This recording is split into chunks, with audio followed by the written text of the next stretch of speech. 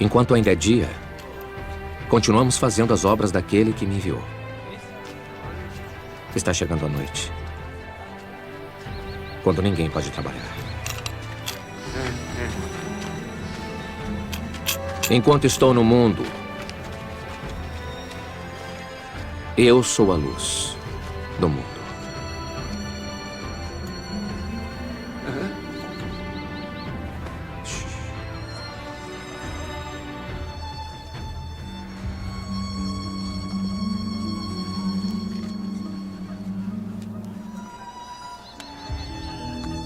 Depois de dizer isso, Jesus cuspiu no chão, fez um pouco de lama com a saliva, passou a lama nos olhos do cego.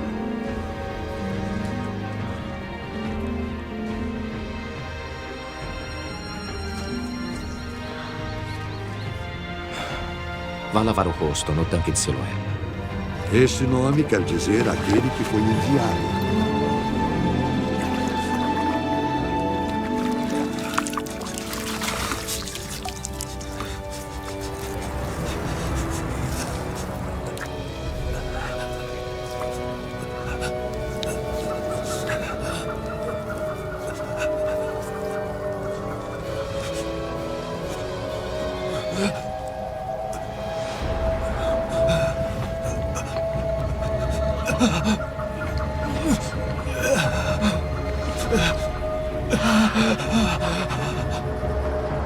E o cego foi, lavou o rosto e voltou vendo. Os seus vizinhos e as pessoas que costumavam vê-lo pedindo esmola perguntavam: não é este o homem que ficava sentado pedindo esmola? É ele, O sim. dia que Jesus havia feito lama e curado o homem da cegueira era um sábado.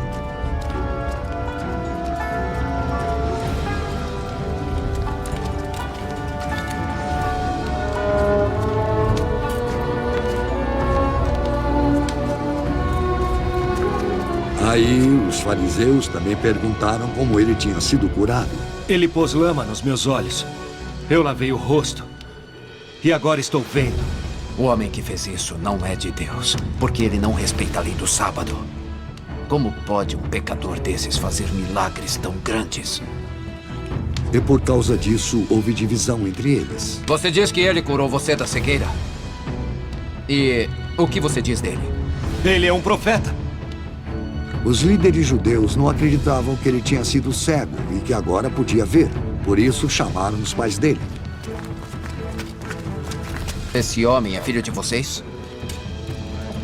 Vocês dizem que ele nasceu cego. E como é que agora ele está vendo? Sabemos que ele é nosso filho e sabemos que ele nasceu cego. Mas não sabemos como é que agora ele pode ver e não sabemos também quem foi que o curou. Perguntem a ele. Ele é maior de idade e ele mesmo poderá explicar. Os pais disseram isso porque estavam com medo, pois os líderes judeus tinham combinado expulsar da sinagoga quem afirmasse que Jesus era o Messias. Foi por isso que os pais disseram: ele é maior de idade, perguntem a ele. Então os líderes judeus chamaram pela segunda vez o homem que tinha sido cego. Jure diante de Deus que vai dizer a verdade. Nós sabemos que o homem que o curou é pecador. Se ele é pecador ou não, eu não sei. Mas de uma coisa eu sei. Eu era cego. E agora eu vejo.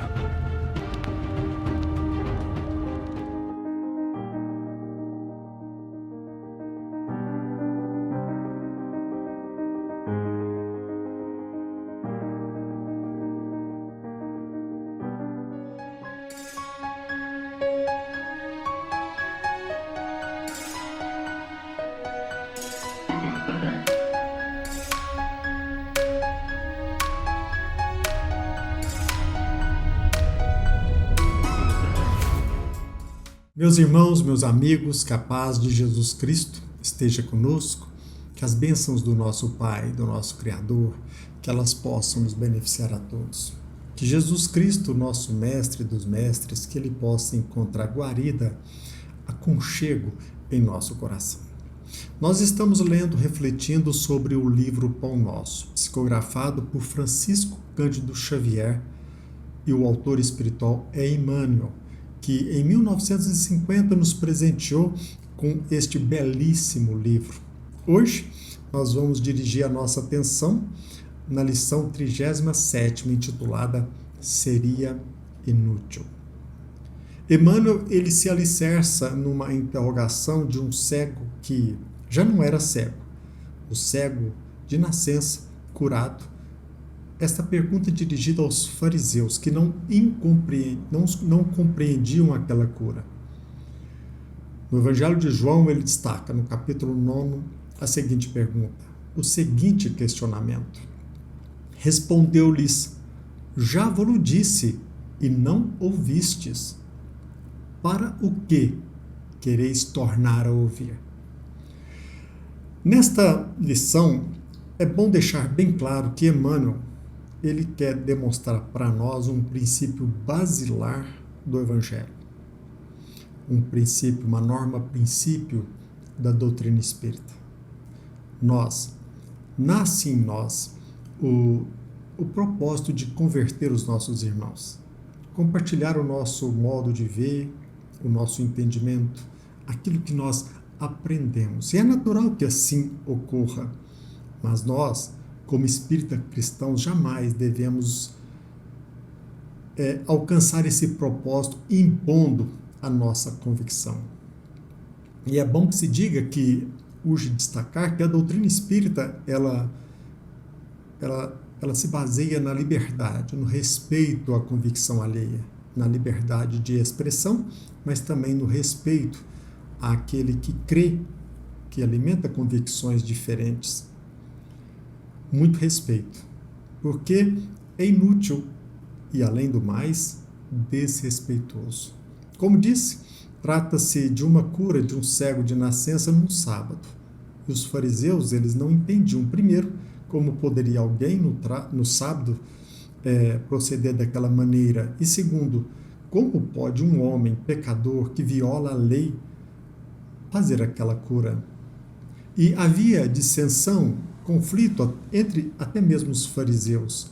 E eles foram à procura do cego de nascença e se depararam com os pais. E perguntaram, obviamente, se ele era mesmo cego de nascença. E este fato foi confirmado. Quando eles começaram a fazer perguntas delicadas, eles perguntaram, dizendo o seguinte para os fariseus: por que vocês não perguntam a ele porque ele é maior de idade? Certamente com o objetivo de não se complicarem. E assim, os fariseus perguntaram ao cego de nascença, que já não era mais cego: como? Como aconteceu? Ele curou.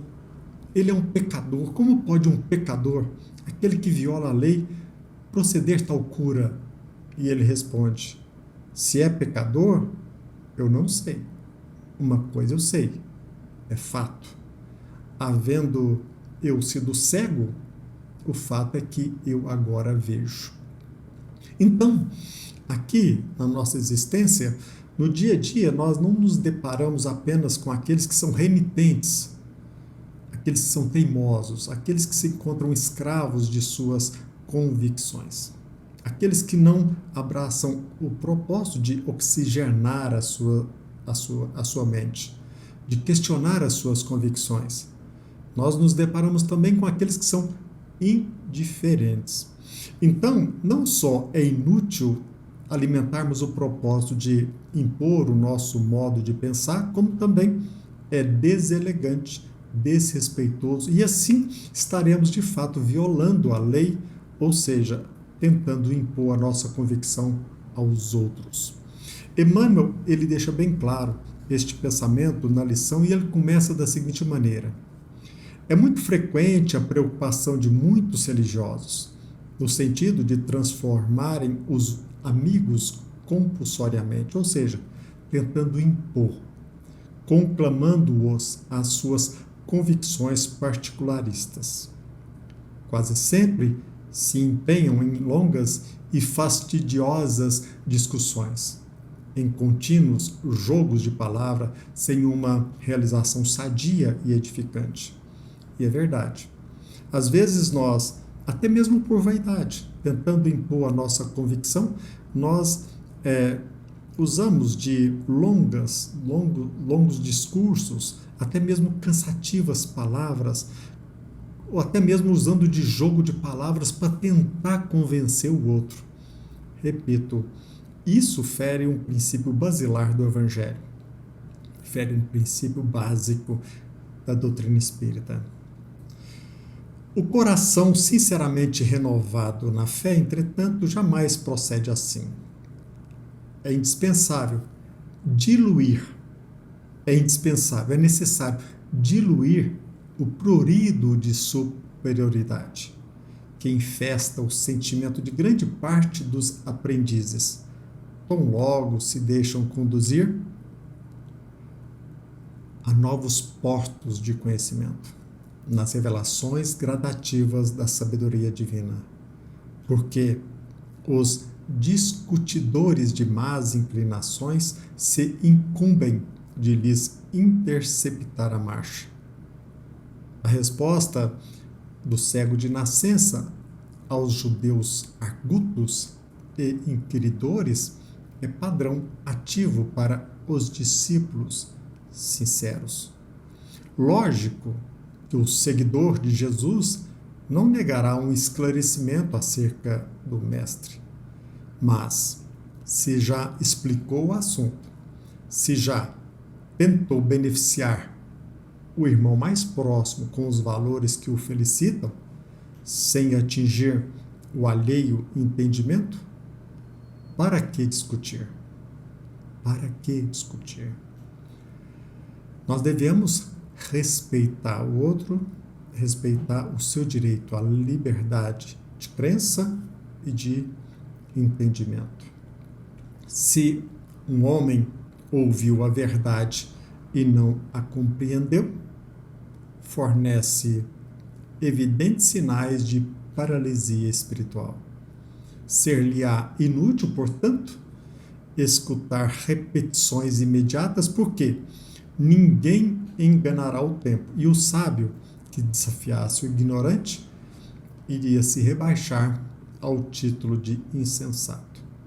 Interessante que esta lição de número 37, como a de 38 a 39, fala a respeito desta nossa postura de tentar convencer o outro e também percebermos que todos nós somos convidados ao conhecimento da verdade, mas as pessoas, elas aceitam se elas quiserem, como também cada um de nós irá prestar conta daquilo que foi recebido. Neste capítulo, nesta lição, Emmanuel finaliza: não percas, pois, as tuas horas através de elucidações minuciosas e repetidas para quem não as pode entender, antes que lhe sobrevenham no caminho o sol e a chuva, o fogo e a água da experiência.